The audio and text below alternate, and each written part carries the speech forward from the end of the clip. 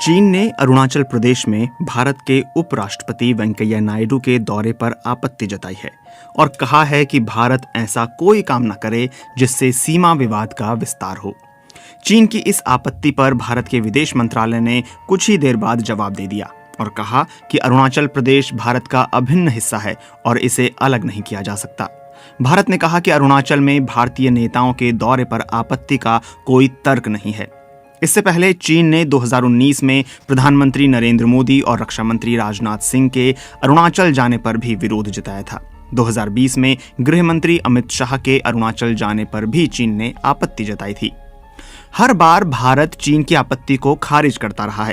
चीन अरुणाचल प्रदेश में 90,000 वर्ग किलोमीटर जमीन पर अपना दावा करता है, जबकि भारत कहता है कि चीन ने पश्चिम में अक्साई चिन के 38,000 वर्ग किलोमीटर क्षेत्र को अवैध रूप से अपने कब्जे में कर रखा है।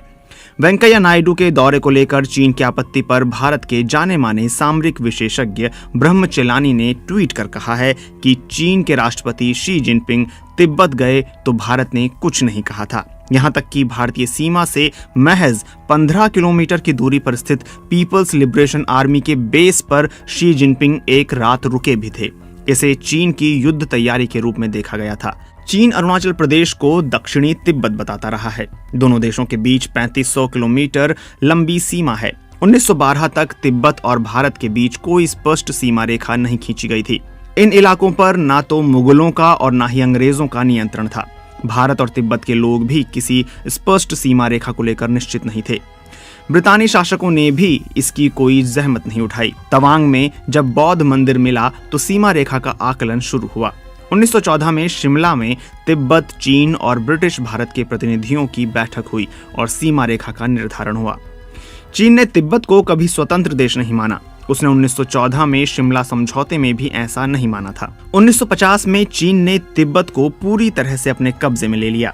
चीन चाहता था कि तवांग उसका हिस्सा रहे, जो कि तिब्बती बौद्धों के लिए काफी अहम है। 1949 में माओ त्से तुंग ने पीपल्स रिपब्लिक ऑफ चाइना का गठन किया। 1 अप्रैल 1950 को भारत ने इसे मान्यता दी और राजनयिक संबंध स्थापित किए।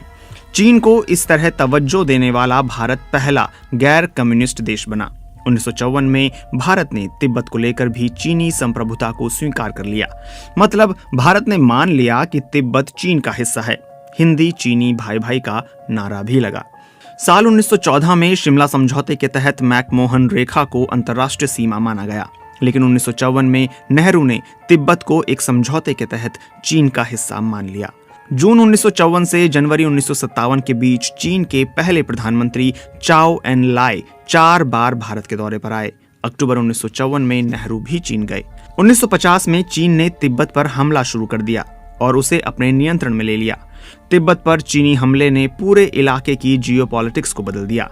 चीनी हमले से पहले तिब्बत की नजदीकी चीन की तुलना में भारत से ज्यादा थी। आखिरकार तिब्बत एक संप्रभु मुल्क नहीं रहा। भारतीय इलाकों में भी अतिक्रमण की शुरुआत चीन ने 1950 के दशक के मध्य से शुरू कर दी थी। 1957 में चीन ने अक्साई चिन के रास्ते पश्चिम में 179 किलोमीटर लंबी सड़क बनाई। सरहद पर दोनों देशों के सैनिकों की पहली भिड़ंत 25 अगस्त 1959 को हुई। 2 जून 2017 को प्रधानमंत्री नरेंद्र मोदी ने रूस के सेंट पीटर्सबर्ग में इंटरनेशनल इकोनॉमिक फोरम के पैनल डिस्कशन में कहा था कि चीन और भारत में भले ही सीमा विवाद है, लेकिन दोनों देशों के बीच सीमा पर पिछले 40 सालों से एक भी गोली नहीं चली है।